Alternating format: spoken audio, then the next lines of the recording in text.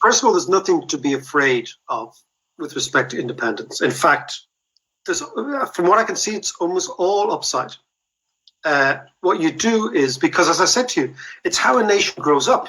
It's how you walk tall in the world. It's like you're independent. You are a sovereign nation that deals with its own problems, figures out things. If things go wrong, it's your fault.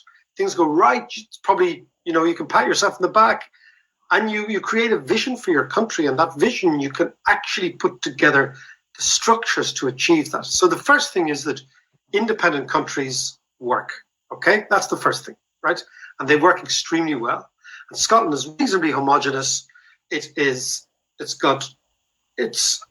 amazingly well situated for renewable energy, for all sorts of areas. Then you can take the Irish approach, maybe attracting foreign capital, all that sort of stuff.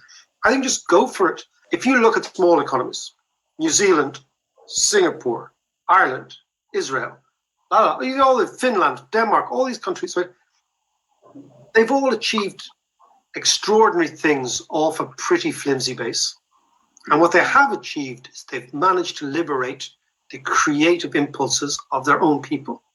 And I go back to that idea that I started with, that half of the Irish story is about what we felt like ourselves and how we moved to become a much more open society, and how that openness created the catalyst for people backing themselves, for people deciding to set up their own little companies, to do their thing. All of that is there. That's there for the taking. I mean, that's what's possible. Or you can just go through this decline that you're going through at the moment.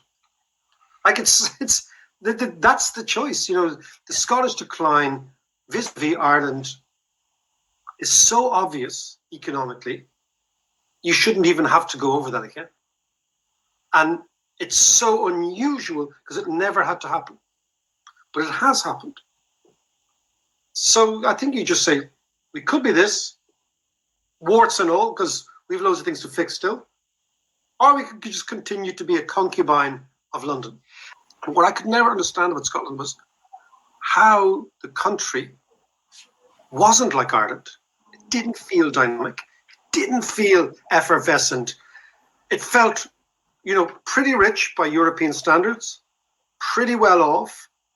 But, the renaissance, the cultural renaissance that I kind of expected to feel, I didn't. And I think that comes down to not being independent. I really do. Like, the thing about independence, it's like being a child. You make lots of mistakes. Sometimes you grow quickly. Sometimes you grow stunted.